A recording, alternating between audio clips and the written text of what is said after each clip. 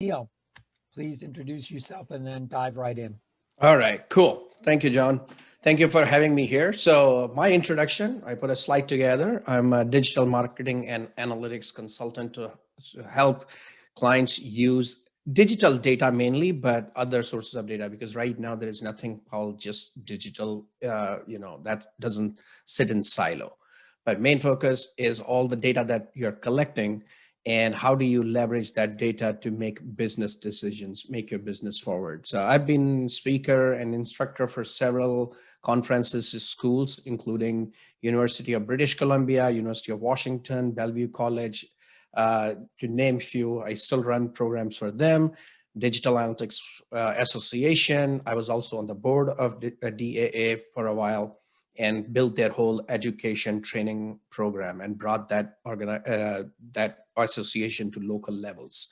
Uh, I've run programs for Microsoft teaching pretty much similar stuff that I'm going to be talking about today as well, like around data-driven product design, online, etc. And that's about me. If you want to reach me, my LinkedIn information is there and also email address.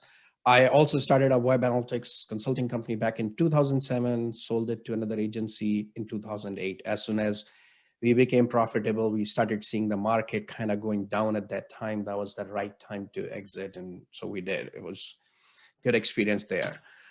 Just a slide on these schools, clients I have worked with, several clients. Microsoft has always been a big client of mine, but over a period of time, I've worked with so many other clients as well in all sorts of verticals.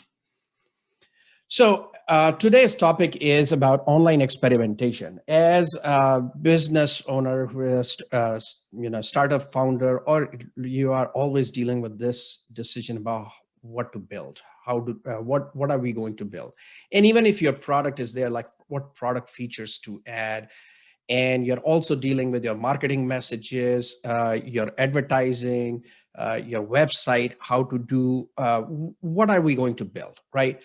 And for that, generally, the process is you'll observe. These are, UX lab studies, site visits, surveys. You'll conduct customer surveys, competitive analysis, etc.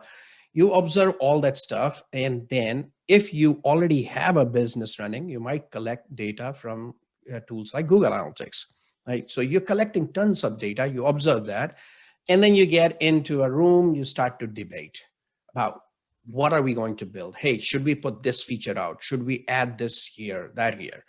Those things are when you're debating, who generally gets to make the last call, right? It's either the founder of the company. If you are a small company and you're just starting out, maybe 2-3 people, founder gets to make that call. Or generally the person who makes the call is the highest paid person, right? That stands for HIPPO in digital analytics space. We call them HIPPO, highest paid person's opinion. Generally, that's the person who gets to make the last call and say, we are going with this. Even if you're deciding to like, hey, should we put a share button here? Should we make users sign up for this thing? Should we offer this pricing? Whatever you're trying to do. And that's the HIPPO. The whole idea is the HIPPO then drives the strategy. Like, what are we going to position? How our ads will look? How are we driving? Where are we driving? What the experience will look like generally for a smaller company. If you're in a larger, as you grow, there might be groups forming, and the person who's running that group gets to make the call if they have that authority. Then you go ahead and build it. Once you build that, then you wonder, did it work? Hey, we added this thing on our website or app. Did it work? Did it drive what we wanted? Did it drive value for the business? If you're running ads or websites, you're wondering the same thing. You are collecting data, but then this is an afterthought. You're looking at and saying, did it work? Hey, this did not work. Let's switch it out, do something else. Most software changes, this is a quote from Ronnie Kohavi, the guy I worked with, and this is the organization I was working with him to evangelize all data-driven thinking across Microsoft. Most software changes are believed to be positive to the user experience, but are often flat or negative. Once you objectively evaluate changes, you are often humbled. That's the whole thing, right? You look at that, you're making some changes on your site, app, branding, positioning, whatever you're trying to do, and you make those changes. And idea is, hey, this will drive user adoption, engagement, conversions, but things don't work out as you expected. And this is where experimentation comes into play. It tackles that hippo culture, because all these things that you put together, whether you might be a hippo in your own organization, right, or hip, and then your opinion is the hippo. So experimentation is a way to tackle that because it's rooted in data. It's not about opinions. Most of the initial thoughts are about opinion. I believe this is going to happen. I believe this is going to happen. John always keeps saying that, hey, if you are putting something out, see if 10 people can pay you that money, can you have these customers? That's the data you're collecting. And whatever your opinion is, that gets squashed by whatever your customers are saying or gets validated by the customer. So experimentation is a way, as you get to a level, not very, very early on, as you get to a level where you have enough customers coming into your site, using your products, etc. This is where experimentation can help. So other name of experimentation, those might be familiar, is also called A/B testing or testing. And generally, A/B testing is the term I use because A/B testing, and I'll talk about what A/B testing is, but that's the easiest form of testing or online experimentation, and easy to get started with. You can right away start on your site, your app, your product, whatever you're rolling out. You can do that today. And it's also called conversion rate optimization. So these terms are used, by different companies. They use different terms. I was talking to somebody at Gartner last week, and they were using the term CRO, and I was questioning, is it really CRO, which is conversion rate optimization?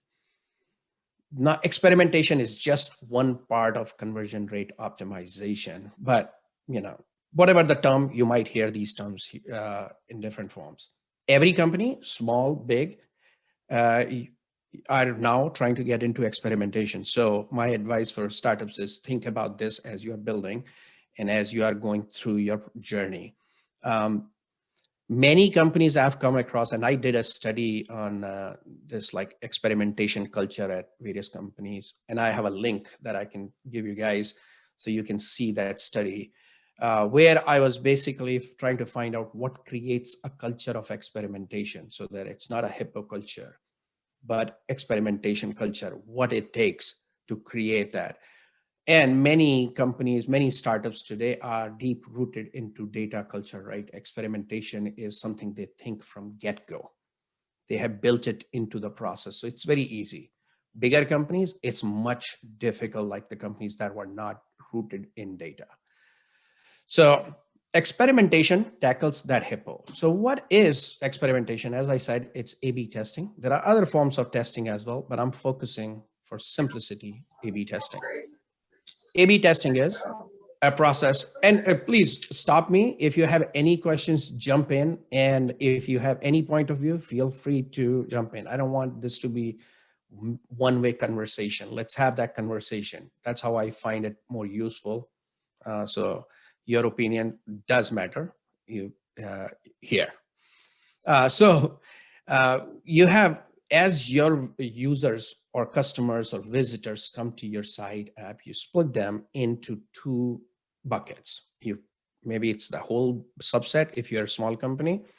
If you have enough traffic on your site, then you can split them in, you can take a group of those users that you are going to be experimenting on. So the way to experiment works is you just divide them into two or multiple groups and then show them different variations of products. Like, if you're releasing something and say, hey, we want to show them this new experience, rather than rolling out the whole experience to everybody and then figuring out later, hey, that actually caused our revenue to go down or our engagement to go down or customer retention to go down. You are testing on a subset of users. You're splitting them in two groups and then choosing, or here it is, then choosing a metric of interest. And I'll talk about metrics of interest. This is a very important point, and I harp on this a lot. Like I talk about this a lot, and this is something that many organizations don't pay enough attention to, but should be on top of your mind.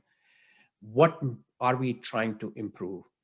Based on that metric of interest, you analyze your data and then see if something that you put together worked or not.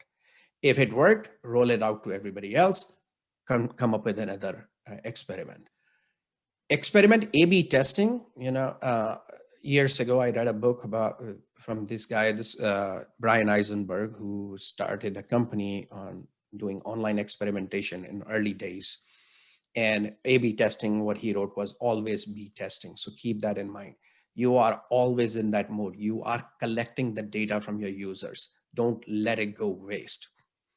Put that to action and learn from it and improve your business.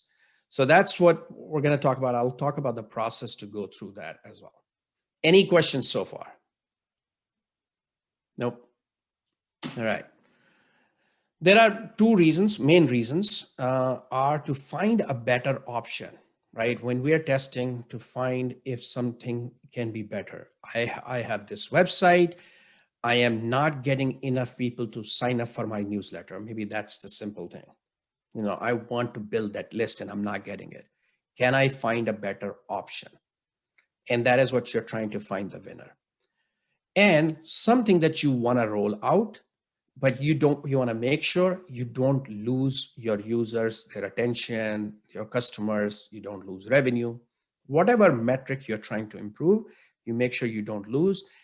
You want to roll this feature out or this layout out or this messaging out, your offer, but you want to make sure, either it breaks even or it's at par with previous experience or it's better. To make sure we don't lose, that's a smoke test. Third reason, which I didn't put here, but is a critical one, which is embedded in these, is to learn. Your whole thing is, I'm trying to learn what works for my customers, my audience, and what doesn't work. So you're learning through the process, and that is very critical. I mean, hopefully with these two options, you're learning something that doesn't work and something works, and what works and for who does it work, and who does not work. Those are the kind of things that you're trying to learn. Data collection, as I was talking to John about prior to this call, is data collection is an important piece. Quality of the data that you collect, often ignored. But if you collect wrong data or incomplete data, then you're not going to be able to make these decisions. Or if you make those decisions, they're not going to be accurate or right decisions. So that's what you're doing testing. Now I'm going to put you to test here. There are two versions here, and I pulled these from internet so that they are, so that I don't get into, private information or their private information. So these are pulled from, not from my clients, but internet. And I have a source on the next page where I'll reveal the results. Which one do you think? Control, which has all the testimonials below, get the book. And another one, which is split out. Now, when you're making a decision on your site, these little things do make a big difference. Should I do this or should I do that?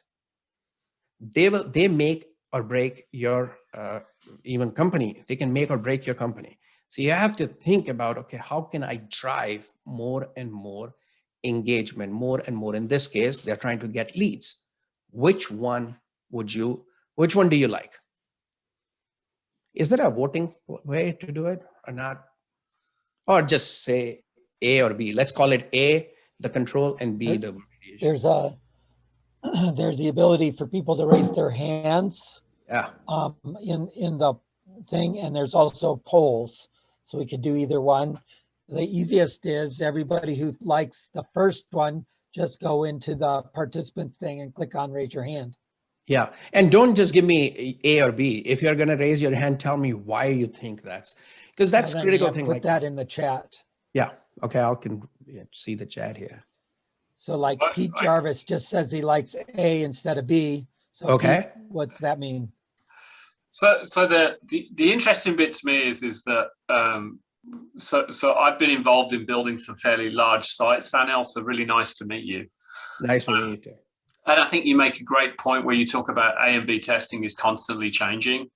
against this. So I tend to go with A because I want them to flow down the page, see the link, and just be able to visually impart the information about the testimonials. And because they're grouped, there's more of them, so they click. And then, but with A/B testing, I always say, I look at the results and I don't know why one is better than the other. I just choose the one that worked. Yeah. Because you can spend months trying to figure out why, but you don't care. You just say, B, this one is the one that gave the most conversions. And then they're cyclic because they change and then they come back and things like that. So yeah. Yeah, that's actually an excellent point because it changes. That's why always be testing user preferences. And I talk about this later. User preferences changes. Everything on internet is changing. Today, something that might not work, might work tomorrow. Your targeting, your positioning is changing. Your customer base, they are evolving. Your product is evolving. So those things do change. And, so yeah, I mean, that's the whole point of A/B testing. You bring up a great point here. And I see a lot of people saying B. And if somebody wants to tell me why B, Pete just said A. So let's see why B. For me, this is Musong. I look at B. I mean, it depends on how you're looking at this on mobile device, right? So that might have a factor to it. Sure. Yeah. So if you're looking at, you got the two testimonials on top, then you're scrolling, with your thumb, then you see a call to action there. Then you got another testimonial. So if it might not be the best aesthetic, but functionality wise, it might be a good test to run in that case, right? Yeah. Versus, it's your typical. I mean, that's the right layout aesthetically, it seems like, and you're going to scroll with your mobile because everything's going to be mobile. So it depends on how this gets displayed on mobile. Yeah. So the call to actions are on top and you got the testimonials below. You might just scroll right past and go right to the testimonials. Just kind of, user behavior at the same time. So those are my comments. Is A and B, one of them correct? I know. I think it goes back to one of them is correct. We don't know if that's the best. Yeah. Right. It just changes, right? Correct. So in this scenario, keeping time in check, I would love to get everybody's feedback, but I think I have a lot to cover and I can keep on going for days on this thing. But in this scenario, definitely splitting that. We don't know what works. And that's the whole point of testing is you do not know. We put out a layout and we think like this is going to work. And that's again, our thinking, right? Our opinion. So rather than letting our opinion win, we know we want to get email addresses. We want to give this book out as a lead gen and let's test out different layouts. I mean, they tested this split in. What if they had put get this book for free on top and then the book, maybe that would have worked better. Right here is email box. But in this case, what happened here? In this case, B actually increased it by 64.53%. So by splitting, they were able to get 64.53% more conversion. Minor change, right? We don't think. As Pete was mentioning, naturally it's the flow. Nobody wants to break the flow. That's the natural. But we don't know, as he was saying, we don't know what works till we test it. And that's the whole point. Even like I ran these similar kind of tests for within an organization. I can't name because we're recording here. I can't name everybody here, but within an organization, the group that actually created the experience. And this was not just web experience. It was app experience that was created on desktop app. Even within that group, the whole group was split into what's going to work and what's not going to work. Right. So even after we ran this, people were split. They had no idea and they were surprised with the results. So A/B tests will always surprise you with those results. I mean, that's the whole point. Here is another example. Should we, as a startup, you're always doing this freemium thing, right? Hey, let's get them to sign up. You're showing the pricing, introductory price here, freelance agency, no pricing here. And you're trying to get them to join your beta. Now, pardon the screenshots because I pulled them from whatever size I could get, but I was looking at some examples that'll indicate what's happening here. What do you think in this scenario?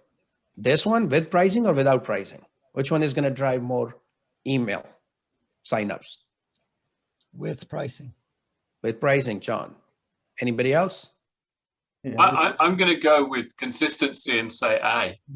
Yeah, so with pricing. People like to know what the cost is. They don't like the unknown. And that's our general thinking, right? Now, surprisingly, removing pricing actually remove the sign up, increase the signups by 31%. So the point is, some things we think are going to work. And it's, again, the audience. In certain audience, we don't know enough about this audience who's coming here, what the context is.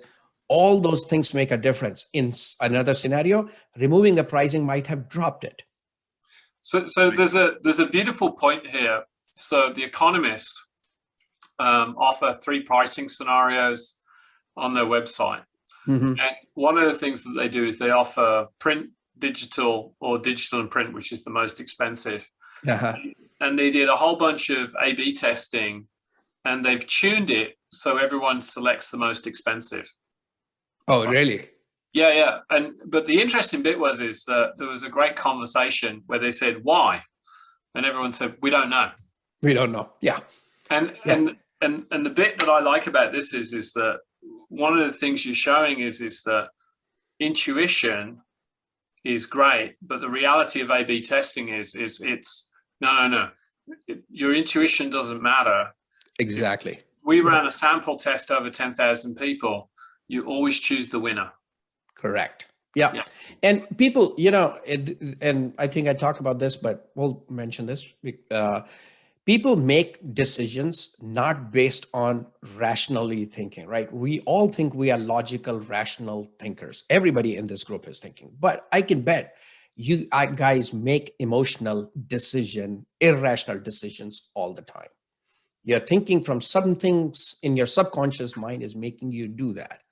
And, if you go to walk into a grocery store and you see them QFC, you're buying something and its regular price is $109. There is a yellow sticker which says on sale 5 for $5. What do? You end up buying 5. QFC, grocery store, wherever you are, right? You end up buying 5. You went for one, it was $109, 99 cents, 10 cents less, but you end up buying 5. They're playing with your mind, right? You see the documentary that you have on Netflix, which is, I think there is one called Brain Games, Social Dilemma, I think. All those will tell you, how marketers kind of play with your brain. We all know how apps, how much, companies spend to focus on how they can keep you engaged in the whole process. It's like they know how to tap into that part of the brain. They're constantly testing and saying, how can I make you do something that I want you to do? Like as Pete was mentioning, choose the most expensive option, right? And the other is also price anchoring that happens. You can give a very, very expensive option, and then next to it seems like a bargain, even though it is not really a bargain. That price anchoring can also lead people to buy. So those things you can test your audience, what works with them. And here is another example, right? Which one do you think drive more click-throughs? This banner or this banner? Everything else is the same. In this scenario, white background increased click-through by 325%. So those are little things that make a difference. I have another examples where one example, which I can't share here. 1 pixel difference, just 1 pixel difference in the lines caused a huge increase in click-through rates. That's it. Just a little more white space. That caused it. People try to cram all these things. I'm going to put this information on a page so that people can get all the information. Simplicity is sometimes the key, but you have to test it, right? So focus, make sure you can get them to focus on certain things. And as Pete was saying, we don't know why, but this happens. Maybe sometimes you have an intuition on why this happened, but other times you don't know because people are making decisions according to their circumstances, the environment they are in. Usability studies might not reveal those things, but data that you're collecting, your A/B testing, will tell you a lot more. So try to put that in there. I mean, you can see if you are able to increase, by 300 or 64% even the number of people you are getting in your pipeline, that's huge. Just minor changes, and it's easy to get them all in there. I'm not sure, John, if there is a question for me. How much more time does it take to keep testing multiple choices?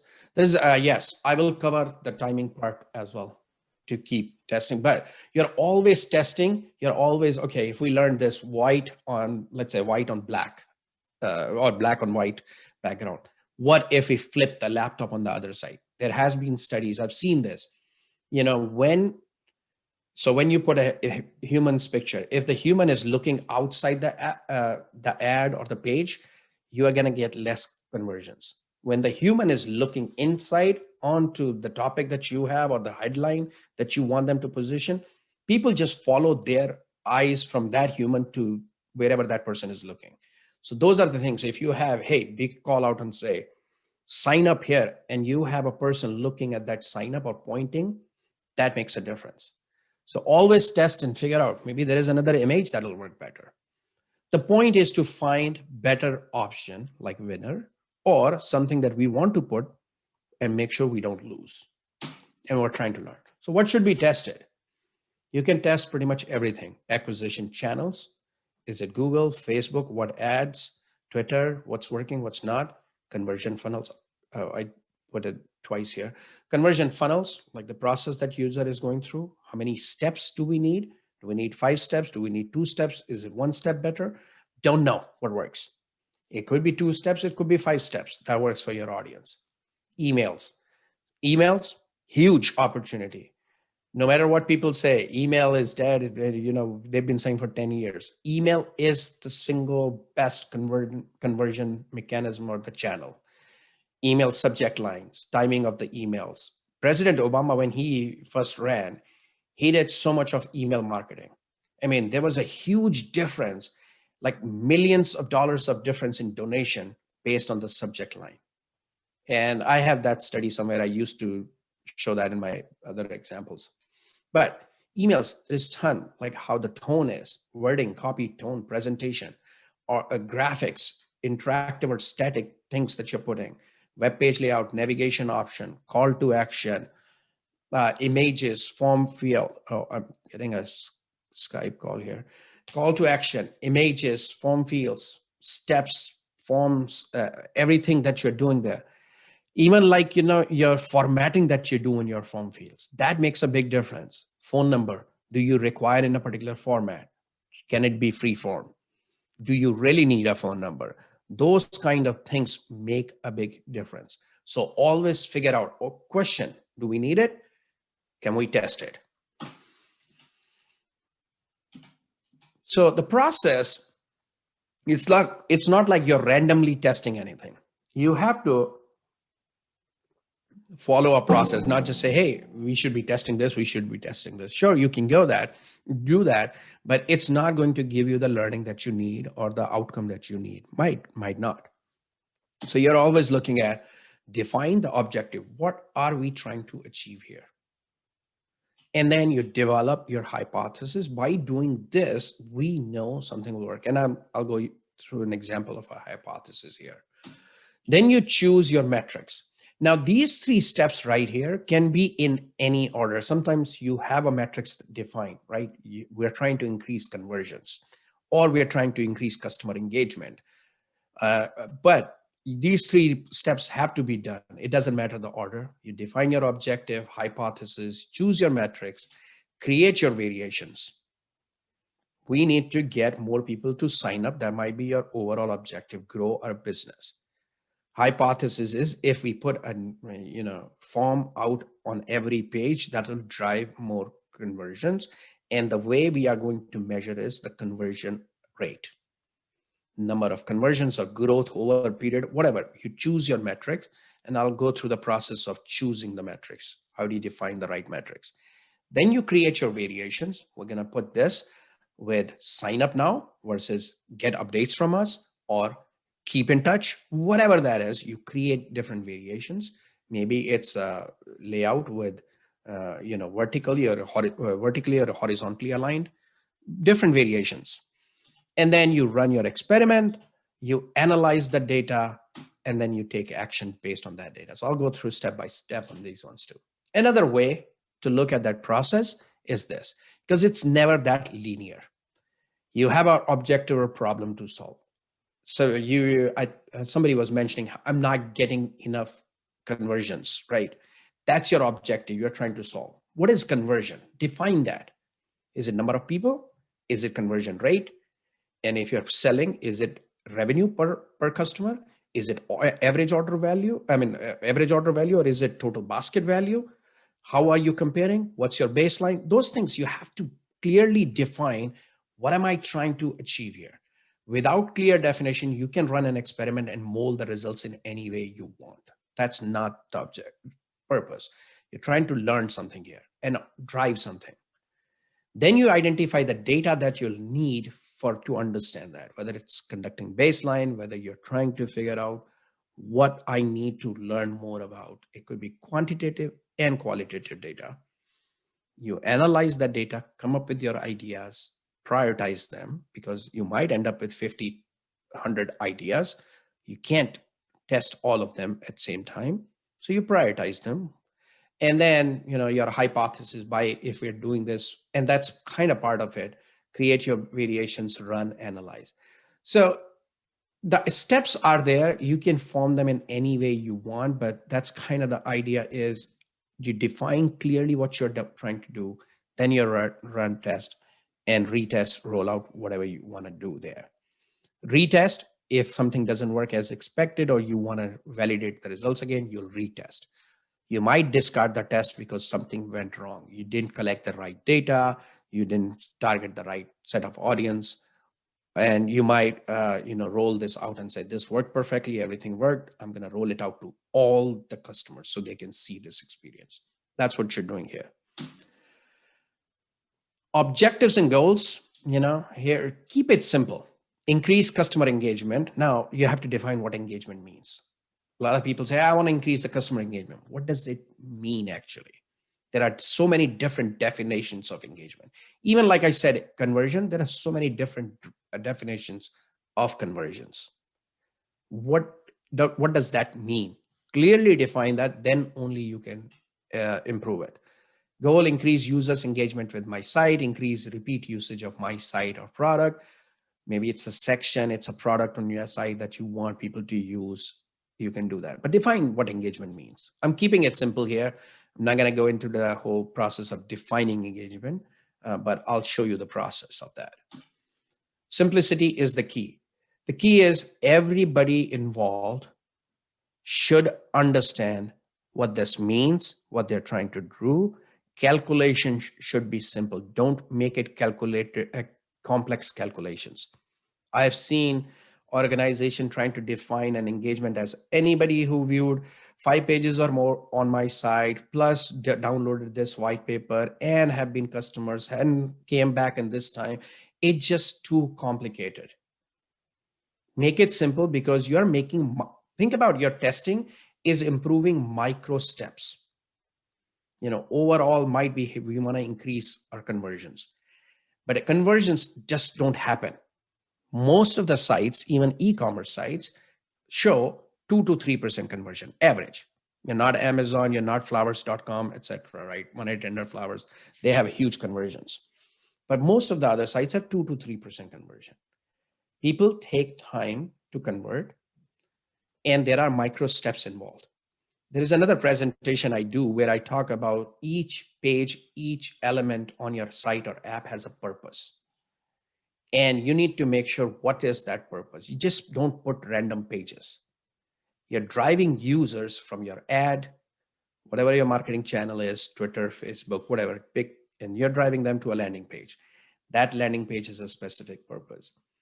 Maybe that purpose is to drive users to a particular product page, and then then next page is to make it easy for them to make a decision and add to basket. Maybe that is the process, but each page has a purpose, and that purpose has to be clearly defined. So keep it simple, Each step you improve it, and it'll ultimately improve the whole process. Don't test random ideas. I mentioned this earlier. Identify areas for improvement based on business objective. What is the overall goal? If my overall goal is to get more third-party vendors on my platform, I don't care about conversion and selling my own products. That is my objective. That is what I'm trying to do. Why? Because more third-party vendors come onto my platform, the more valuable it becomes to my industry, and the more it'll happen, the conversions will happen. That is second step. I want them to feel comfortable on this platform. Maybe that is your goal. Your goal might be to increase awareness of your brand. Just collect email. I'm not interested, or not interested, but I don't care about making money at this time, right? Many companies, when they have funding coming in, they don't care about, like even Uber CEO said, we will never end up being profitable. That was when the Uber first went public. I saw that on TV, like, we'll never be profitable. They're always trying to do something else. I don't know what the objective, I paid attention to that, but whatever your objective is, try to find that. And then based on that objective, find the areas for improvement. You have quantitative data, on-site behavioral data, Google Analytics. If you have, you make sure that's implemented correctly. Data quality is a key thing that I always see in organizations, always. Somebody messed up something that created a bad data, and then you can't use that bad data. I saw one example where, they were coding on an app, and you're trying to figure out, do people like swipes or clicks? And if the developer copied the code from, I think from the swipe code to the click code, or click code to the swipe code, so they ended up mixing those two things. So when the results came in the data, you can tell whether it's swipe or click, right? And so it's the person analyzing the data and making A/B testing is so removed from that developer who was creating this, and there was a disconnect, the data was bad, you can't make decisions. It always happens in any other places as well. I saw FDA study. FDA is reporting the devices are, medical devices are safe. And why? Because hospitals never reported the data back, like on the faulty devices, back to FDA. In one example that I was reading the study. And if FDA doesn't have the data, then in its opinion, it's working. Hospitals are saying it's not working. So that's a disconnect. That's a data quality issue. You can't have that. Third-party research, heat maps, critical. They tell you how people are using your products, your services. You can put them. You can do complete session recordings as well. I did a session on this where you can see the session recordings and how you can use them to create better experience. Qualitative data, customer feedback, surveys, usability studies, phone transcripts, important one. If you have a call center or you're using customer support, look at those scripts. They'll tell you what users are looking for. Hey, I went to your site, I tried to enter my phone number and it just won't take it. It keeps giving me error, phone number is wrong, even though I entered everything. That happens a lot. You can see those things. Third-party research also tells you what's wrong, what's going on here in the industry. So finding opportunities to be tested, you have a data collection, analyze that data. That data analysis leads to insights. Most of the companies, or even if you get it, you look at high-level numbers. I see a lot of people saying, oh, I'm running Google Analytics, and Google Analytics show me how many visitors I have and how much traffic I'm getting, direct traffic, how much I'm getting from this ad, that ad. But they're never getting to the point of insights. All they're looking is numbers and reporting of those numbers, not knowing what to do with it. You analyze, look at that, go deeper, and then you will be able to find where are the opportunities for you to improve. Those opportunities will lead to ideas. Hey, I'm seeing people dropping off from this section. What can we do here? Or I see that people who come from Google are actually more engaged than people who come from Facebook. That might be one example. Or when people go here, or when people download this white paper, this is what happens. Something like that. You have to get deeper. Those leads to ideas, and those ideas need to be tested. That's how you find opportunities to be test, to create this test. So that was all about, coming up with ideas, your objectives. Hypothesis generation. Hypothesis has to be simple. By changing this element feature from this to this will increase or decrease the outcome. That's what you're doing. By changing this layout, by splitting the testimonials in 2 groups, I expect this to happen, more signups to happen. That's why we're testing it.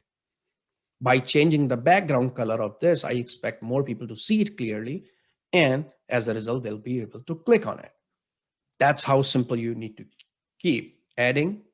If you don't have an element that you're changing, you can just say adding will increase, decrease the outcome. Color of global nav bar from, this is a test we ran past, global nav bar from black to yellow. They had a black and yellow, their brand colors. So we could only play with those colors. So it's black to yellow will increase customer engagement with my site. Remove the name of the customer. And a global nav bar will increase usage of my site. Something, it could be very, very simple. Like, don't think of like earth-shattering ideas here. It's a simple things generally will lead you to have big impact. So find those out, what those are. Now, picking the right metrics. Any questions so far? Or comments? Yeah. All right. People are going to do these A/B testing, but I'm hoping you'll get to the point where you talk about the logistics and mechanics of how you build 2 websites and run them with 2 separate groups of people. I can go in that as well, which is, you can create 2 versions. I can show that in Google Optimize, which is a free tool. There's a bunch of really good tools to, Anil's more expert than me, but there's a bunch of really good tools that you can use where you generate the 2 pages. And then what it does is it populates the page for one set of people and the other. And then all you're doing is just measuring the click-through rate. Well, you can measure whatever you want to measure, but yeah. Exactly, yeah. Yeah. And those tools, anybody who's starting out, and I can show that example, which is Google Optimize. I didn't plan to, John, but I was just going through the process. But if we have time, I can go through that as well. Go sign up for Google Optimize, put in your URL. It'll automatically, it's WYSIWYG editor. So you see your page, and then you can say, I want to change this thing on this page. And you can just simply do that. I want to make this change right here. You can simply, and it'll start to run on your site right away. So Anil, this is great, by the way. So thank you very much for doing the presentation. I really love what you're doing. I'm picking the right metrics. One of the things that I found was we were looking at checkout analytics. Mm-hmm. And so I'd love to get your thoughts on that. Because the site I'm talking about is quite big, right? So we're, north of 70 million. But the problem that we ended up having was essentially some lawyers came in and said, hey, you've got to put up this click through and everything like this. And we went, I just said no, right?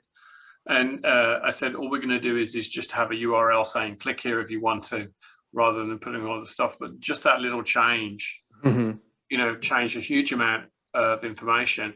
The hard part was getting people to agree on what to measure. Have you got a checklist? Because I will totally steal that from you and speak nice things about you if you have like here are 5 or 6 things that you can measure. Because I find that is the hardest problem. It's not, because everyone says you can measure everything. Correct. You know what I mean? Yeah. If you've got a checklist of like 5 things that you say, hey, this would have the biggest impact, you're a god. All right. We can take that offline, not here, but here I'm going to talk about the process to get to that. Right. And you're absolutely right. As I said earlier, picking the right metrics is the most difficult part. This is where I have seen companies spending like 2-3 months to come up with that metrics that everybody can align on. Right. There are tons of them. It seems easy, right? Hey, we're measuring conversion rate on this thing. Okay. But What is the conversion rate? How are you going to measure? There are so many factors that go in. It could be revenue, could be, is it profit margin? What is that metric that you will say we are successful? There is a whole process that we go through and get everybody. It's like aligning everybody on that is difficult, but you have to go through that so that you are not optimizing for the wrong thing.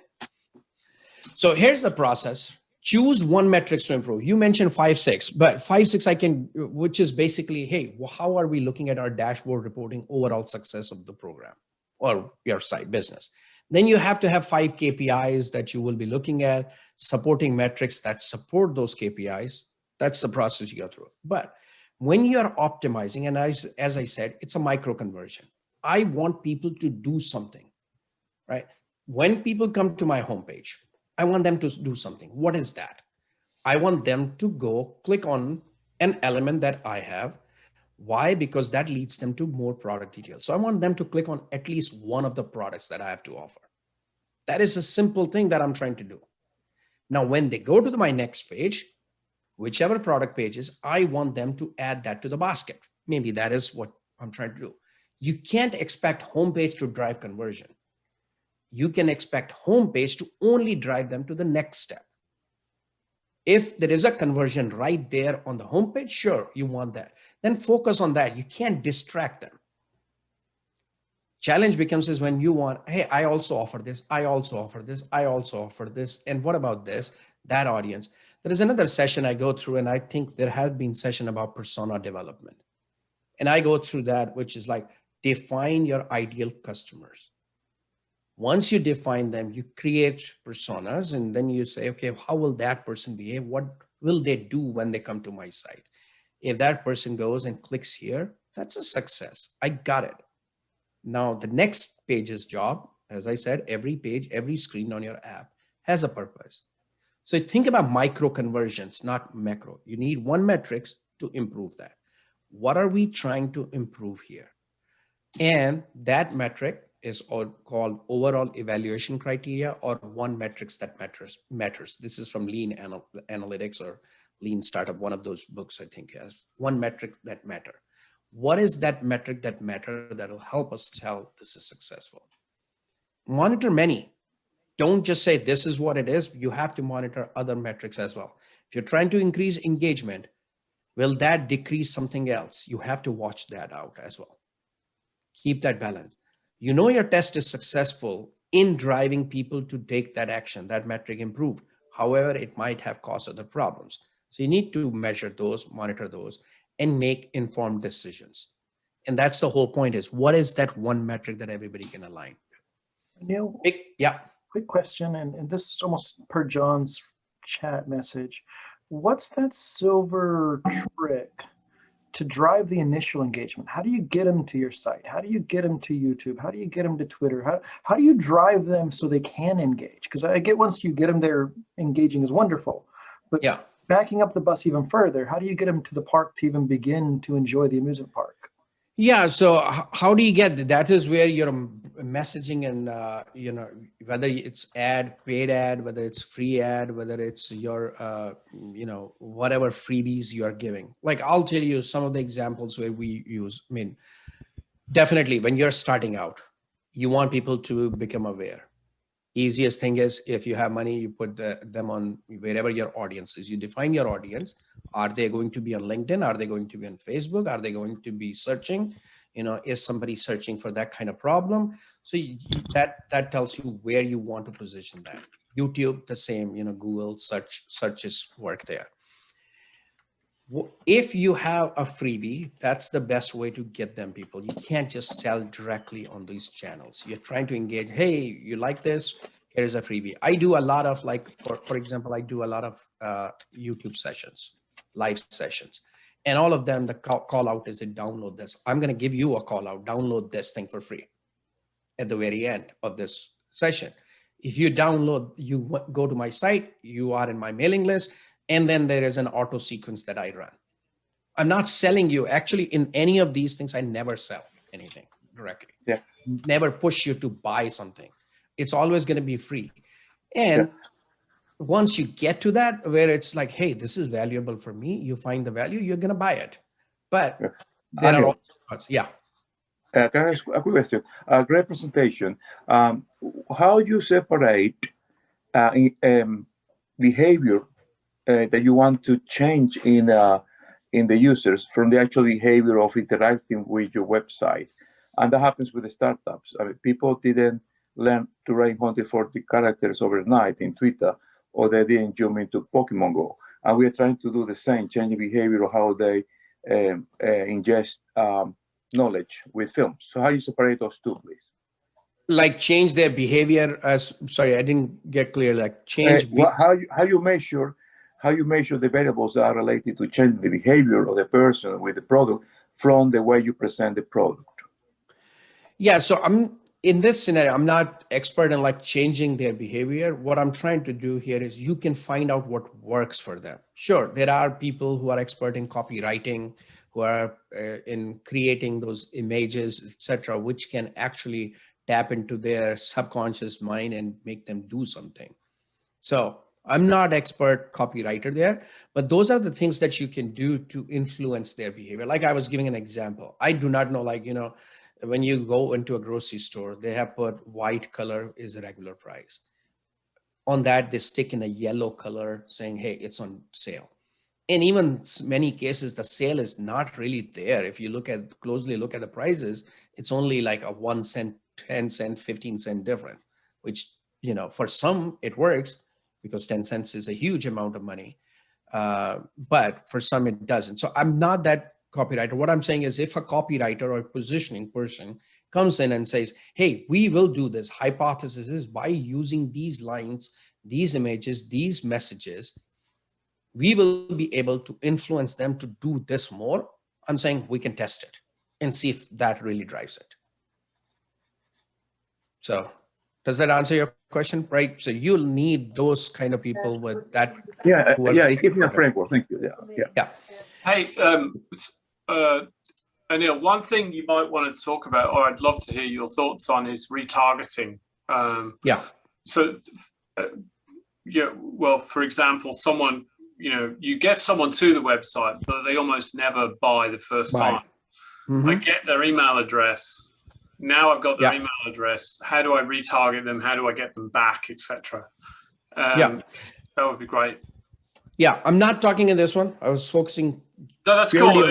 Experimentation, but but if I have time, I can talk. I've been doing retargeting since people did not even know what retargeting was. Used to work for a company. We were one of the first remarketing companies, even before Google got into the game by buying DoubleClick back then. But yeah, it's a great way. And it's actually very, very effective way to get people based on, again, you collect the data, right? And based on that data, you can decide who's doing what and who's likely to purchase, and you can create your list and then target them. I can talk about that after this, or you and I can have another conversation. Yeah, that's cool. Yeah. So picking the right metrics, align with the objective. Metrics has to be sensitive, which means it can change based on whatever you're trying to do. Some things don't change, you know, or maybe there is a slight change and you can't detect that change. Today we had 2% conversion. Tomorrow we have 2.1%. Next day we have 1.9% conversion. It's not a big change for us to detect. So you have to figure out what metrics will change based on what we're the element that we're testing. They can't be easily manipulated. And I'll show you an example of metric manipulation as well. Metrics, if you are able to manipulate it, you are giving incentive for others to change it. Let's say you hire a marketing manager and say, hey, if you are able to do this, then you get these many more stock options or bonus or whatever, right? And that metric that you put together can be manipulated. People will find a way to manipulate it to their benefit. So easy to understand and everybody agrees on. So here is an example of a metric, right? And I'm not saying this was the wrong way to pick metrics or right way. I'm just saying, look at this example. There's so many examples to manipulate those things. Think of 3 segments. You have a mobile app.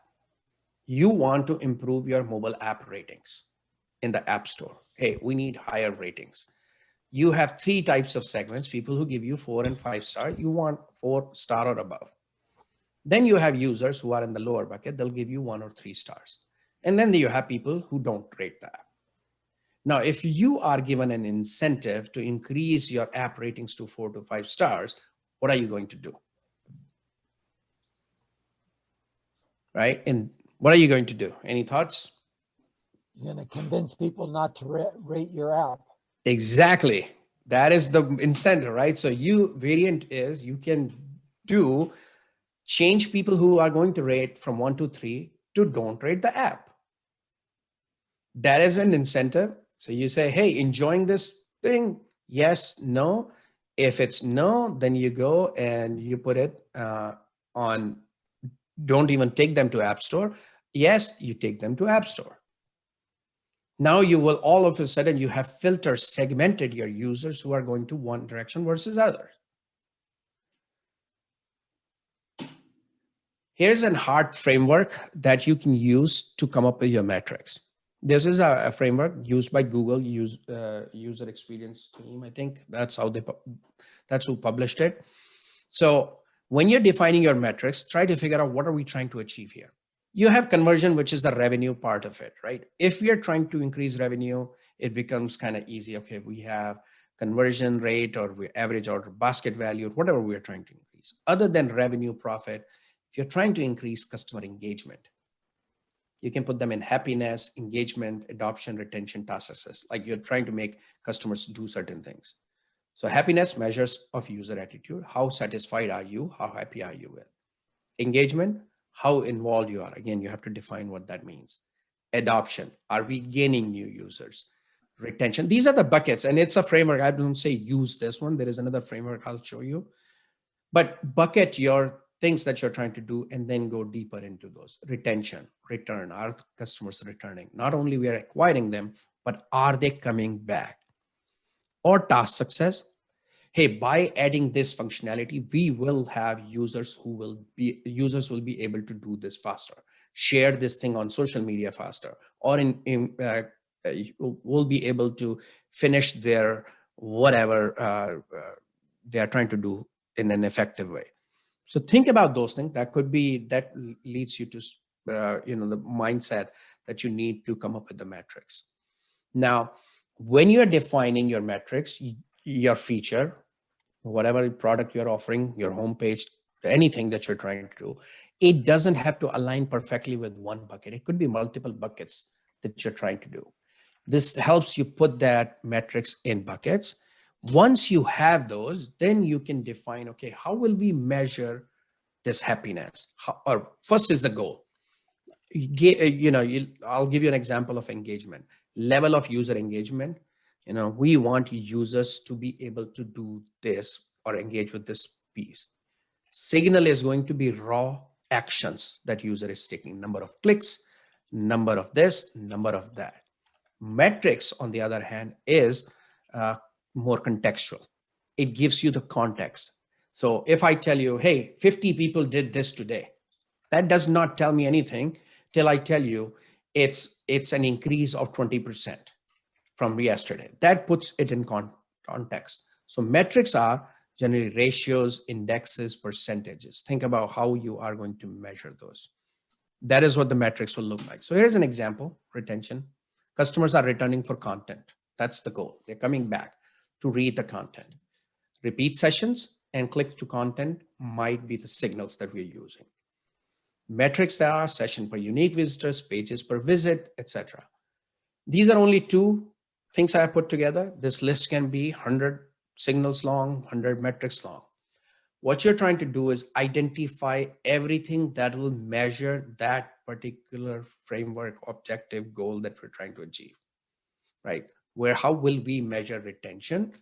Customers are returning for the content. How do we know they're coming back? Is the repeat sessions. And clicking on the content, spending time on content could be another one. Scrolling through the content could be another one. And then you keep adding to that list, and then you define your metrics by providing some context to it. Once you have that, then you pick one that you will try to improve. Hey, I got all the metrics for retention. in this experiment, I am going to increase pages per visit. And how will I do that? I will create the new generate by adding, by shortening the articles, we will have more pages per visit. Let's try to test that. And then see, did it decrease anything else or not? If not, you got it. You look at many companies, what do they do? They have split the articles in 5 pages, making people click. Why? Because they're trying to increase the impressions of the ads they're serving on those pages. So that's how they're increasing. It's that you're trying to get people to return for the content. Are they coming back? Are they reading? I'm just putting some example, but that's what you have to start thinking. And then this is actually retention / engagement. They both kind of go hand in hand here. So that's the way to look at it. There is another framework, which is called Pirate Framework R. Not sure who defined this. I should put that like where I pulled this from. This is another third party who came. If you search for Pirate R framework, you'll see it's basically bucketing your metric. Our Pirate Metrics from Dave McClure, 2007 Seattle TED Talk. Yeah, okay. So yeah, I should put that in there. That was from Google. I should have listed them. I think they're in the notes. So if I send the slides, I'll put them in there as well. Acquisition, activation, retention, referral, revenue, you can bucket them. Now, I'm not saying use one framework or the other, but this is the way of putting your metrics into a framework so that you can start to align and think. Then is prioritizing. There are also several frameworks out there that allows you to prioritize your opportunities. So you got the metrics, you have all these opportunities from your data analysis. Now you want to see, where should I focus my effort on? There is a PI framework, that's by Wider Funnel, which is a CRO company. I think they're in Canada. They came up with this one, which is you have potential, importance, and ease. What's the potential? Where are we seeing this? So you collect the data, you're saying, hey, it has a huge potential based on the analysis, how important it is going to be for us, and what's the ease of putting this, both technical, political. Political plays always come into, are always there, political issues, and HIPPO always comes into play, no matter what you do. So that's always going to be there. So you have to score based on that. It's very subjective score. But this gives you some way of prioritizing them. There is another one called ICE, impact, cost, and effort, and which is similar lines. And then there is also much more detailed one, which is from CXL. It's called PXS, Prioritization Framework by Conversion Excel. That goes into much more detail. Is the change above the fold, below the fold? Is it noticeable within 5 seconds? Is it adding or removing content, designed to increase user motivation, etc.? So you can see, there are a bunch of things that they're looking at and then scoring. Ease of implementation is always going to be there. If you can easily do something, do it. That's the best way to prioritize is, hey, we can get this done in half an hour today. Let's do it. What are we waiting for? One experiment we did was, according to brand guidelines, we were not supposed to underline the name. This was for a hospital I ran here.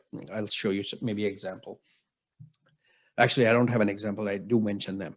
But we ran, and that was basically, according to brand guidelines, we were not supposed to underline any of the doctor's name. However, when you click on the doctor's name, you were taken to a page where you can actually see more details of the doctor and even get an appointment. Now, if you're trying to increase appointments, it's a no-brainer to make sure it's easy for users to find that. However, we could not underline their names. People did not know that they can click on a doctor's name. They're not going to click around and find out. You're making them think. The whole point is don't make them think. And we ran a test with underline, and it increased the conversions significantly. That's it. Simple change, which is easy to implement. You can go ahead and do it. We just underline the doctor's name, and all of a sudden that showed up as like a hyperlink. People are going to click on it, and that changed everything. Minor things. Now, once you prioritize, you design the experiment. Designing the experiment is number of variations to test. Are we testing A/B? I think, John, you were asking the time that comes in defining this experiment, and I'll cover some of that as well. How many variations are you going to test? If you're starting out, test only A and B, 2 versions. However, A/B testing does not mean you can't test multiple variations. You can do A, B, C, D, E, whatever. However, starting out, and it's easiest and fastest to do only 2 variations, A and B. Then you have to find out minimum detectable effect, which is like how much this experiment need to produce for us to say it's a winner. Like I said, 2.1, that's within a range. So you might say, hey, if it goes to 2.5, that's what we will call it a win. Statistical significance, you need to be confident in your results. Nothing test that you're going to do give you 100% confidence. Maybe some might, but you're not going to get to that. Anytime you do any experiment, even like, we're looking at the vaccine result rates for COVID, it's not 100%, right? So that is because you're testing on certain, there are so many other variables that'll come into play. But in most of the online experiments, 95% is pretty good. Many companies do settle for 80% as well. They'll say, I'm 80% confident this is going to work. Let's roll it out. But you need to define how much confidence do you need to call it a winner. And then you define number.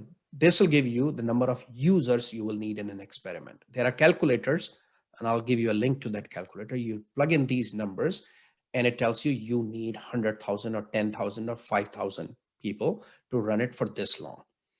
Now, when you're running an experiment, you need to have those many users. If you're only getting 10 visitors on your site or app, they're using it, then it's not gonna, it'll take months. If you're getting 1,000, 2,000 is pretty good number to get an experiment with results within a 2-week time frame for most of the cases. The way you can increase is you can decrease the confidence level, increase, play with those numbers to get number of users in an experiment.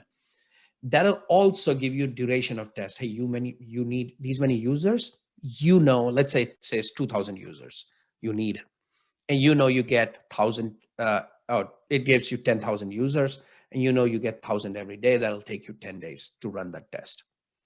So you need to plan for that and say, after 10 days, I'll know for within that time frame. Assuming nothing else changes, your marketing mix doesn't change, you're still promoting the same in the same channels, etc. If those things change, that'll change your numbers. Other thing you have to do, here's a calculator, and I'll talk about other things like minimum duration that you have to run your test. Yeah, I think that's in my other slide, but minimum, no matter what you do, I always recommend running the test for at least 2 weeks, even if you're able to get results within a week. The reason is to account for weekend effect. So if your product, you're offering, whatever you're doing, people come on your site or app or whatever ad, they see your ad on say weekend, they'll make a decision on weekday, or they see something on weekday and they make it on weekend. Just run it for two weeks to account for those. Also, you need to account for any seasonality. If you're running, if you're targeting back to schoolers and you're running that program test during that time frame, it might only be valid for that time frame. It might not be valid for other time frames as well. So keep that in mind. But if you're always constantly running tests, you will figure out what works during what time. There is a calculator from Optimizely that you can use. And here's the link that'll plug in numbers. It'll tell you how long the experiment needs to run, how many people you need in the test. Developing variations, leave it to designers. I put in Google here. Google tested 41 shades of blue to decide which blue to pick on one of their tests. And this was run by engineers. So their creative director quit when he had to test 41 shades of blue, because they are like, hey, I know what works. If you are going to just let the machines do it or figure out what to, it's not a place for me. I think you can read the whole story about Google creative director quitting for these tests. But things have changed. That was an old way. That's a very old story. Things have changed. People are becoming more accepting of testing. And I'm not sure what the background story on that was, but I always suggest leave it to designers. You can test, but within those parameters, you have to follow those parameters. If you're a small company, you're still defining your brand. Larger companies, once you get to that, it's not easy. You don't want a page that looks like, here is a different blue color because that works, and here is a yellow color that works. And you don't want to make a page look like that. You need to follow some guidelines. So leave it to designers. Come within those design parameters, come up with different variations. Running the experiment, run at least for 2 weeks, account for any seasonality. I talked about that, and confidence level. Run it. Define your confidence level. Then you can run the experiment. Once your experiment is running, and John, how much time do we have? Do we have till 2 We're good till 2. Okay. Anil, I have to jump. I have to jump at 1:30. Okay. I got a different call, but this was great. I really appreciate what you did, and thanks for setting this up. And I'll follow up. Yes, let's connect. Sure. Yeah. Cool. And John, thanks for doing this. It was great. Thank you. So once you have this test running, you analyze your results. Remember Twyman's law. This is a law that I heard from Ronnie Kohavi over at Microsoft talk all the time. Any number that looks interesting or different is usually wrong. So how does it apply? It applies to any data analysis. Whenever we are conducting data analysis, I never kind of used Twyman's law before I started interacting with him more, where he used it all the time. I did not know such a law existed. But whenever you analyze numbers, human nature is, if it aligns with our thinking or it exceeds our thinking in a positive way, then we are all good for it. We take credit for it. Hey, I made this change, and look, our conversions jumped from 2% to 60%.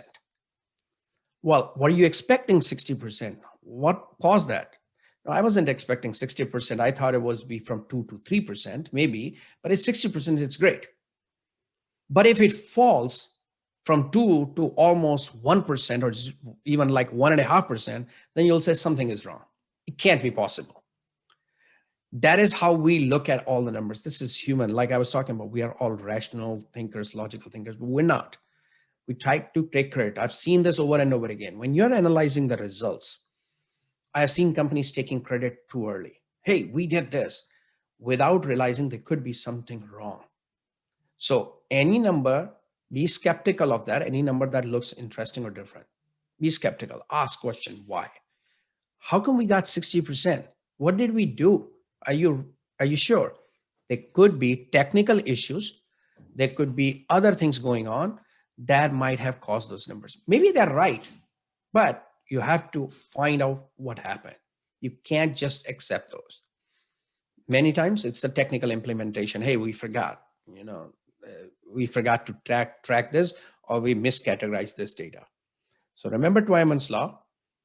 Here is an example. Long time ago, this is like what, 11, 12 years ago or whatever, I ran this experiment on one of the companies. If you look at this, you can see this is a blue, orange, yellow. Yellow looks like it stayed flat and it's kind of trending higher than orange. Orange is going down. Blue is coming up, but yellow has been exceeding. Within a week to 1.5, 2 weeks, you're like, I got the winner. We didn't get confidence level that we needed. So you have to watch that out. I got a winner. Let's roll out yellow. Might be true, might not be true. Fast forward, and here's what happened. They all converged. Now, back to Pete's point, don't know why that happened. But this is what happened. So you have to watch that out. This was too long. There was not enough traffic. So you'll see spikes like this happening, and all of a sudden they are converging. So you have to pay attention. Many tests won't give you positive results or even results. Keep that in mind. There is another slide I had. I think if I have time, I'll go through that, which is, you're trying to find what works. You're ready to fail, and not every test is going to give you significant results. Keep that in mind. The whole idea is to find that winner, make sure we don't lose or learn. Also, correlation is not causation. Here is a graph between divorce rate in Maine and per capita consumption of margarine. Is margarine causing the divorce rate to go higher or lower? No, there is an internet that's full of Nicolas Cage movies and correlation with a bunch of stuff.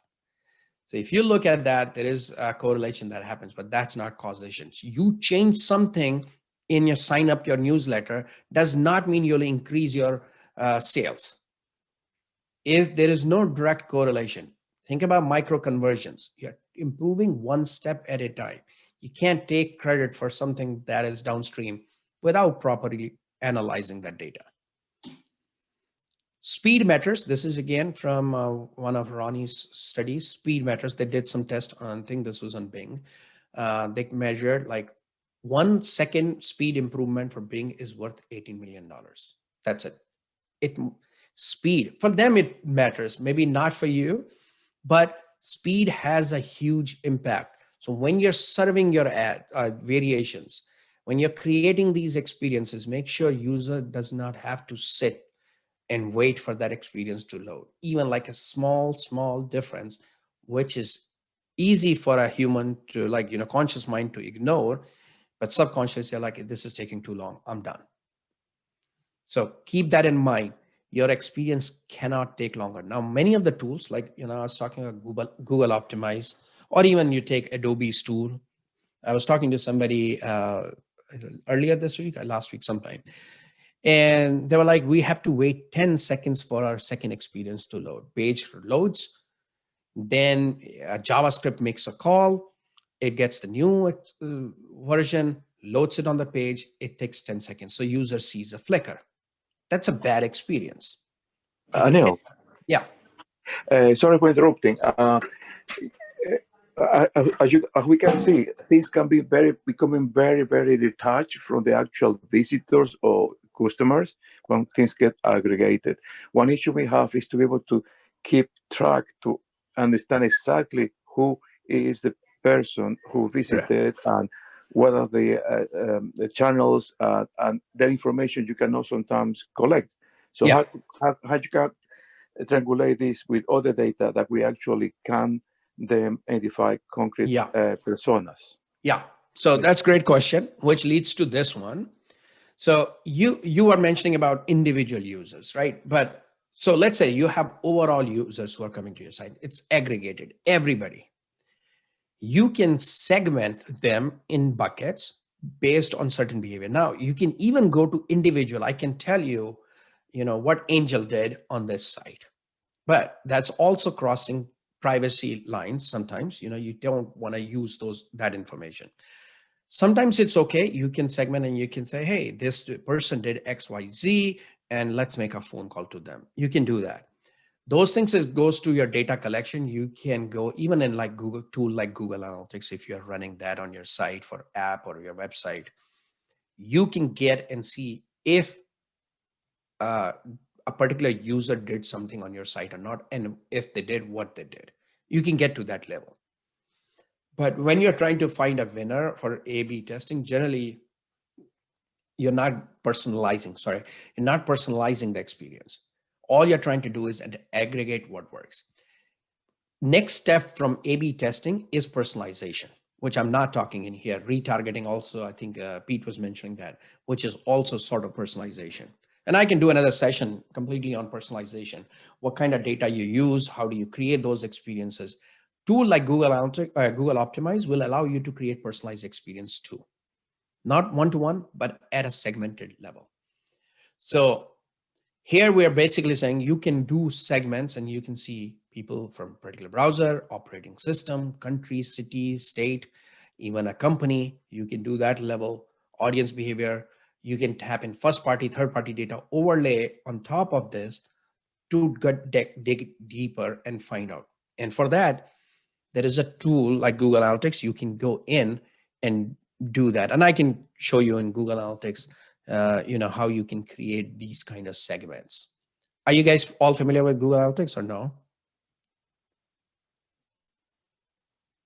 No? Yes? No, maybe. All right. We know that it exists, but okay, so I think it'll be Yeah, I think it'll be good, John, to just have a session on Google Analytics. More than happy to do it. Go deeper into how you can use it. Google now has 2 versions, but I'll show you quick. I'll go into those tools and show you quickly. All right. So you do segmented analysis. And how much time do we have? Why don't we switch over to Google Analytics and I can come back later. I have more slides. I just put them on after this, not knowing how much time will we have.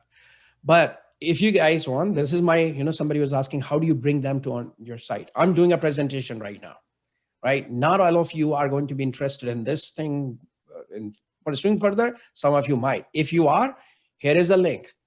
I'm driving you to my site now and giving you all the warning. Once you go sign up, you will start to get a lot of emails from me. And all those emails are actually educational emails. I do not try to sell. Sometimes I do, but generally I don't try to sell. People who are more interested, they'll just go and sign up. Here's a trial offer too. That's a sell. And try with 90% off coupon. I have done A/B testing and figured out if I give free courses, nobody uses them. They don't value them.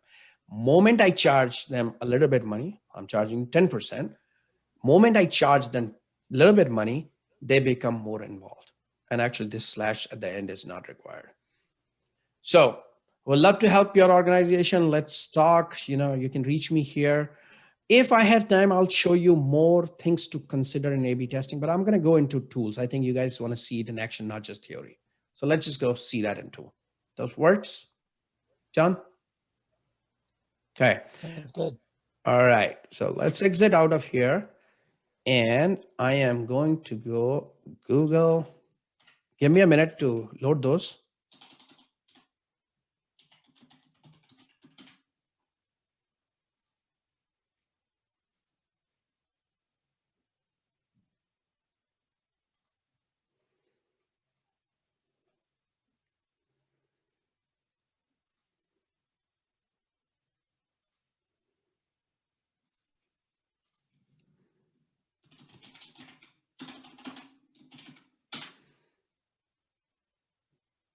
All right, I'm gonna share screen and here.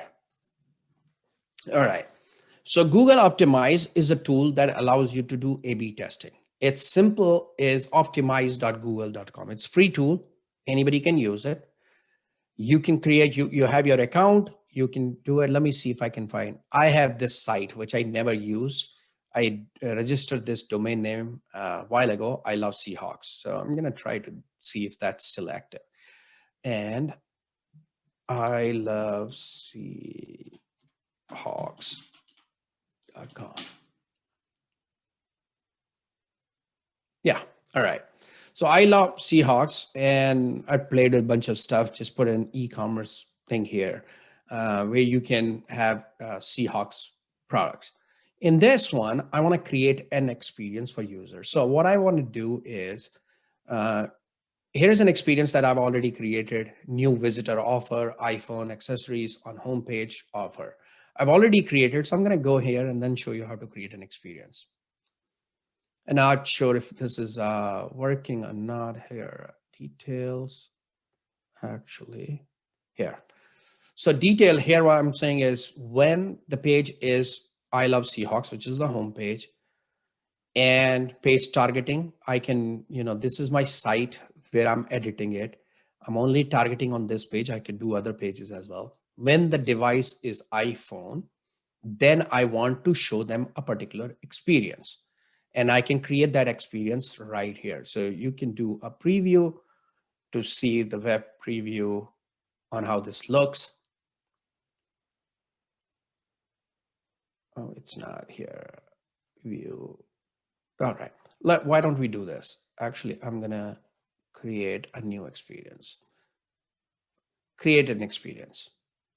So I'm going to call it Anil 2. And then I'm going to create an A/B test. I didn't go into the details of other types of tests, multivariate tests where you can test multiple things. Redirect test is just like A/B test, but rather than changing the page, it redirects users to another page. So if you want to test 2 versions of a home page, you can do that. And then you can even create personalized experiences. If I had time, I'll go show that. But A/B test, and then you click on create. Then you add a variant and you call it version A. And I haven't done this in a long time, but we'll see how it goes. You can go edit. Oh, I don't have Google Chrome extension. Why does it say that?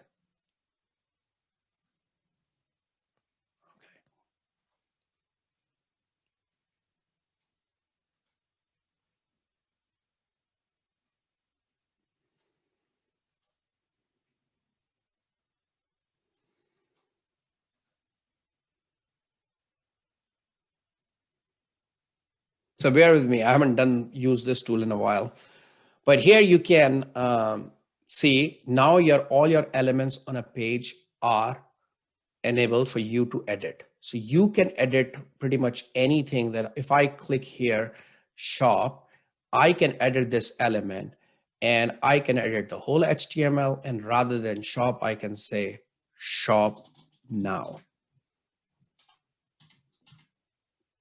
And then you apply it. That becomes your version A. Once you do that, you can also create, I have no idea what this is doing, but done. And then I can add another variant and call it version B. And you give a more descriptive name so that you know what you're doing in that. Here, I could have said version A, shop now. And then here I can go and change it and say, same element, edit HTML. As you can see, you can do edit text, edit HTML, and you can insert even new HTML, and you can even run a JavaScript. So if you have a JavaScript code, so I think, Angel, you were asking about this personalized experience. So if I know, and this could be much more complex, I can run a JavaScript to pull the right experience for that user, and I can show them, hey, Anil, shop now, those kind of things. JavaScript can take my cookies, pass it, bring it back. So I can do a bunch of stuff if I can get creative. If you have a dev, you can do a bunch of stuff. So let's say in this case, I'm just going to edit HTML and I'm going to say shop C Hawks.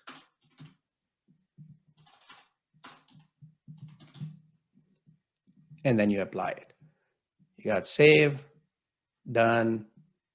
Now you got two versions of that page. It's going to, when I enable it and it says, show this on the home page, when URL fragment, if you are passing any fragment, you can set that targeting criteria. You can even pick who do you want to target. I want to target all visitors, or I can choose a particular segment of visitors. These segments are, you can define, hey, I want to set them based on where they're coming from, UTM behavior. So if I'm sending from Facebook, I can show a particular experience. If I'm sending from Google, I can show a particular experience. What device they are using. So if I want to show on a particular device, I can do that. Target new versus return based on the geography, technology they are using. You can even do based on query parameter, cookie values, custom JavaScript. So tons of things that you can do here to customize and say, I want to show this experience for only these users. Once you do that, then let's say if I'm just targeting, in this case, everybody, but you can choose to do that. And I am giving you a coupon. You can try out. There is a course that actually goes into the details of how you can do this. Once you define that, then you can also connect with your Google Analytics account so that data can flow into Google Analytics so you can analyze. Data stays here as well as Google Analytics. And you can set email notification about, you can do whether I want to do for 100% of the traffic or only 50%, 10%, etc.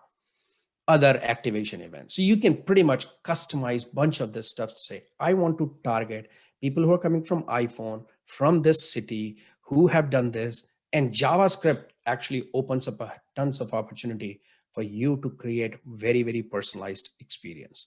You can say, for this user, I want to show this experience. For this type of user, I want to show this kind of experience. And then you can define your primary objective. What are we trying to improve? Bounces, page views. You can create your custom. These are by default. I want to increase bounces up and decrease bounces, page views, or session duration. You can even do create custom, which allows you to say, I want to create based on events or page views.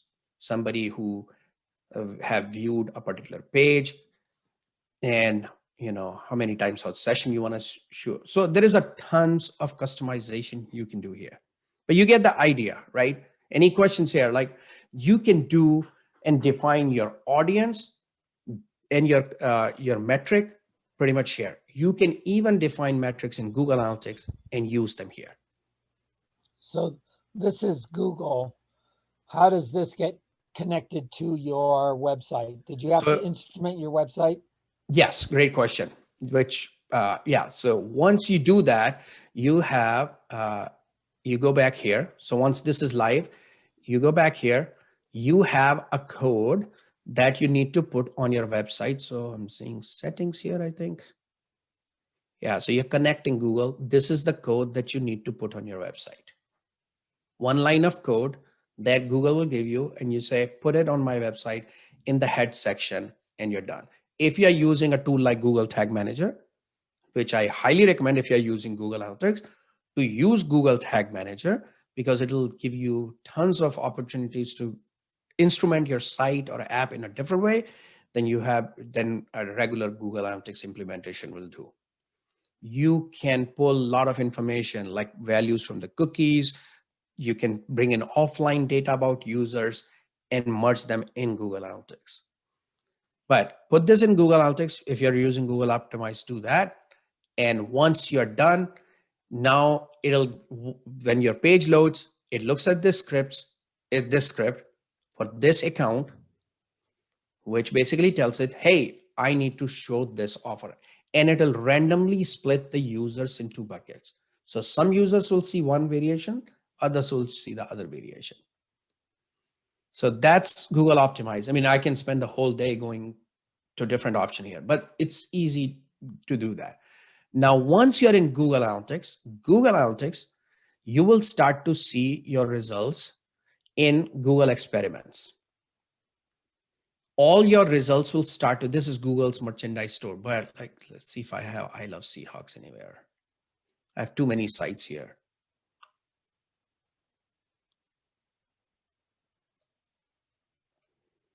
Maybe not, but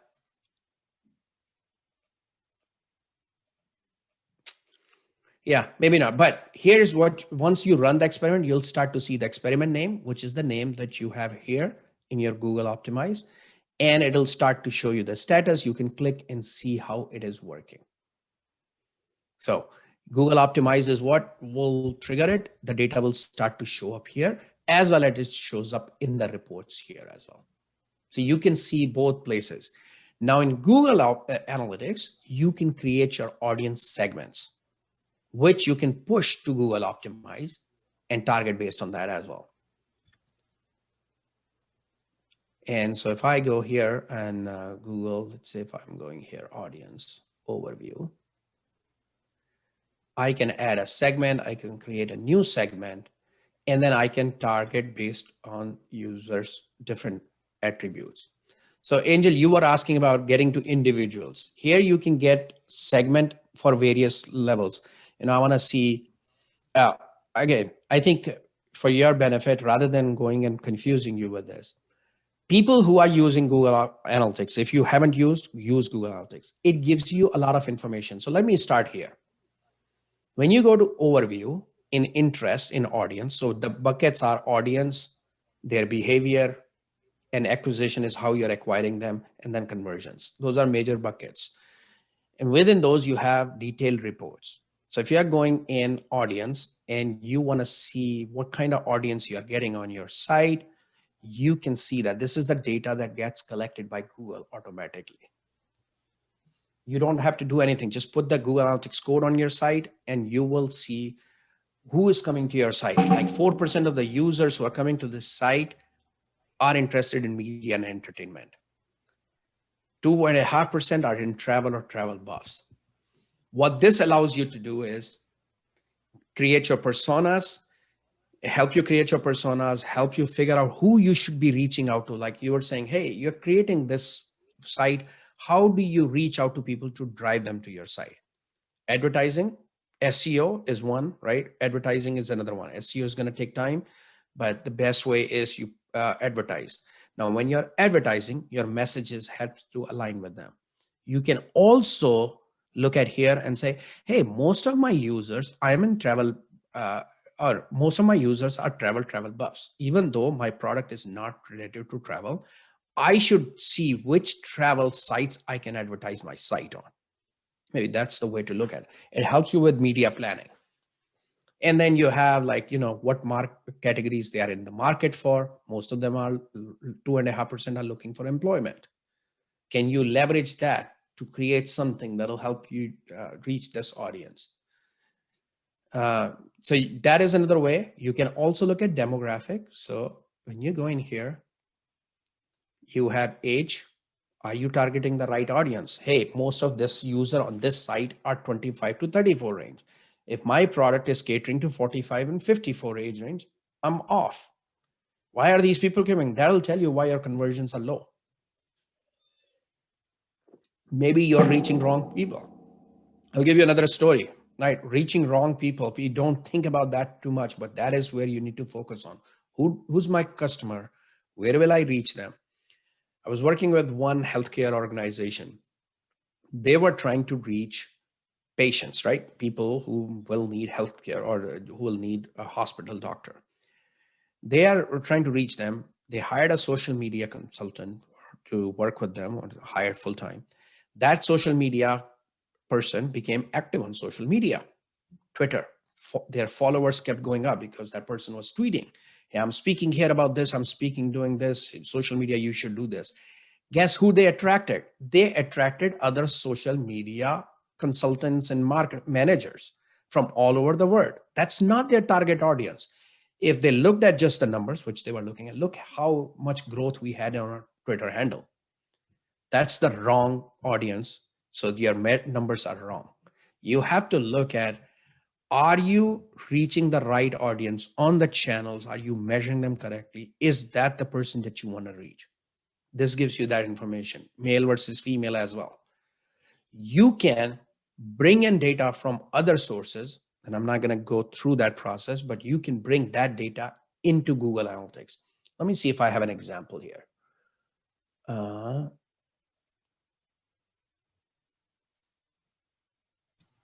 We're coming close to the end of our time. So maybe a good thing to do would be for us to schedule a Google Analytics workshop with you this summer.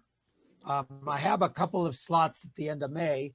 If you would like to do that, let's talk offline about a good time and a topic. Yeah. I want to give everybody a chance to ask any specific questions about what Anil talked about and see if there's any mechanism or pathway that he might be able to highlight for you. Just a very concrete question about the JavaScript code snippets he mentioned. Is there any website that we can look at, a list of things or repository to have an idea what's available?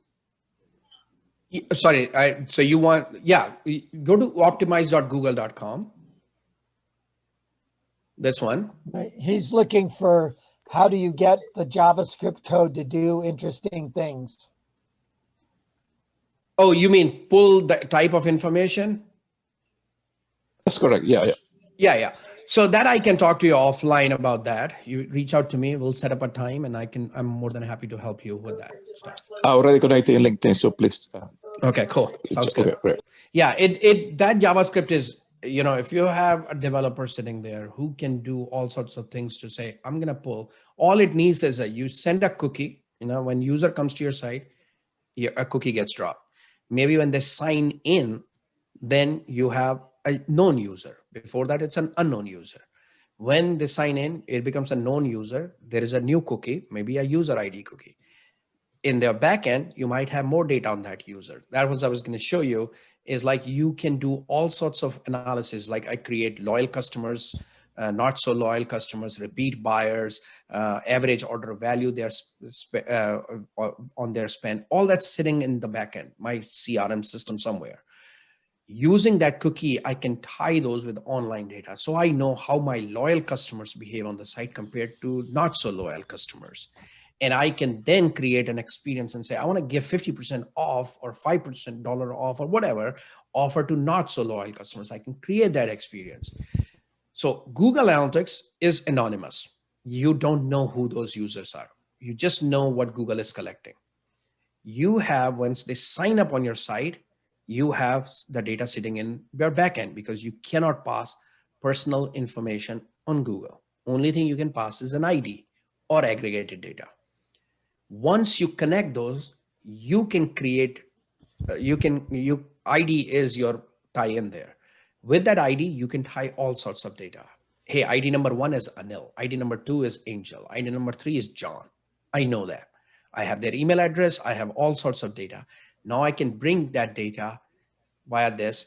So you're bypassing Google's privacy. I mean, there is no, it's all totally perfectly legal, ethical to do that. And then I'm showing them an experience. And I can talk to you in details about how to do it. It's more technical to get that. And then there is a strategy to define who you want to target, why you want to target, what do you want to target with, etc. Yeah, and I can, when I do the Google Shop, I can show that offline, online integration.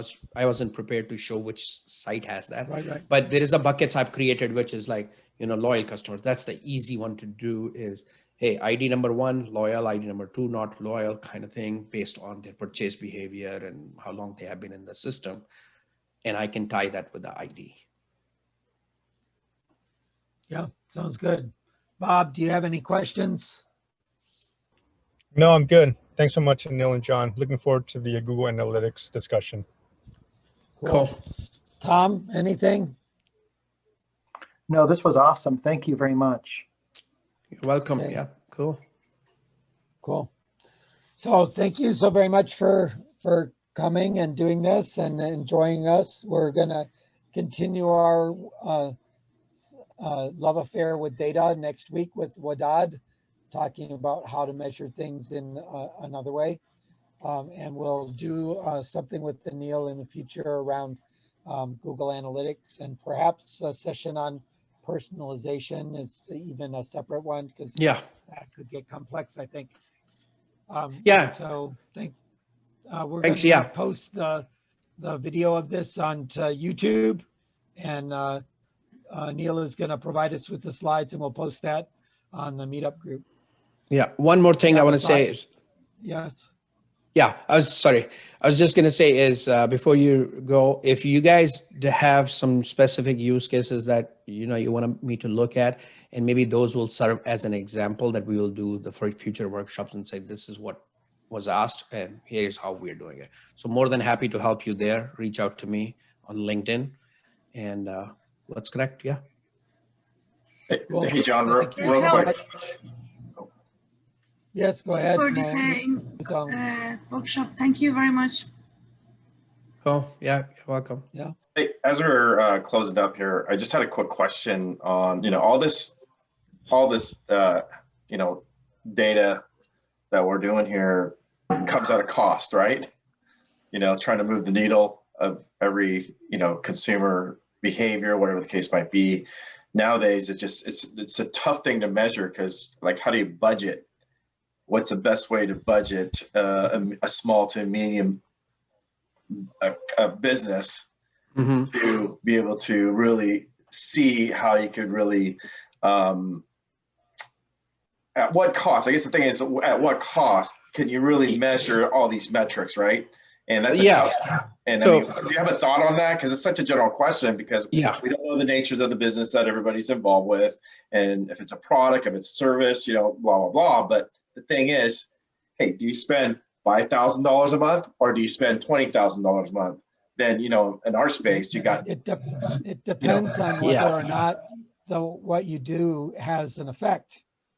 Exactly. If you have an effect and you double your revenue, then it doesn't matter how much you spent because it doubled your revenue. Yep. Yeah, no, those things make sense, definitely, without a question. It's just getting to a point of saying, hey, look, if we knew the magic, the magic formula of that would be something to have a discussion about. But it's just a thought that, everybody always talks about, right? So. Yeah, I mean, I think it's a valid question that comes up all the time, like proving the value of data and analytics, and is it required? Some of these things you can put, like John was saying, if you are able to double your revenue, you can put an ROI model. Hey, we're spending $10,000 every month or $5,000 every month on Google. We're getting 3% conversion. What if we are able to lift with this ongoing A/B testing, we're able to lift that to 5%? What is that value to you, right? If we are able to lift that higher. Now, I can't go in and say you will be able to do that because there are so many other factors in there, but that's how the discussion can be. And you run the program, see the value, see other opportunities, But if you're spending, I would say, if you're spending money in acquiring customers, which was the question I think Angel asked earlier, how do you get people on your platform, right? That's a separate discussion. You have SEO is your long-term bet, but in short term, you are either going to spend your time tweeting all day long, LinkedIn, and try and piss off some of the people there, or you will spend money and drive that in a passive way. So you'll create Facebook ads, Google ads, Pinterest, Instagram, whatever ads you're creating to drive them, right? Hopefully you'll get your own marketing list, which then you can market to. But if you're doing any of these paid efforts, you will definitely benefit from collecting. One, you will learn which advertising is working for which customers when you do the segment. And by improving them, you will be reducing your cost. Those are the ways to look at it. So if you're spending money, you should definitely be doing this. There's no question of when and how, but you should be doing it. How much money? We went through, and I can help you set that up. You can even run on your own. Like this tool, you go today and you can just create it. It's not rocket science to create these things. When it's rocket science, when you get too complex with it. But if I want to target and create 2 experiences, I just showed you, target to every user. We're sending from Google Ads to this page. Let's create 2 versions of that page and see which one drives more conversions. Simple. Yeah, no, makes sense. Thank you for your presentation. It was great. Great insight. Yeah. Thanks so much. I'm glad to have you here. See you next week. All right. Thank you, guys. Bye. Thank you. Bye. Bye.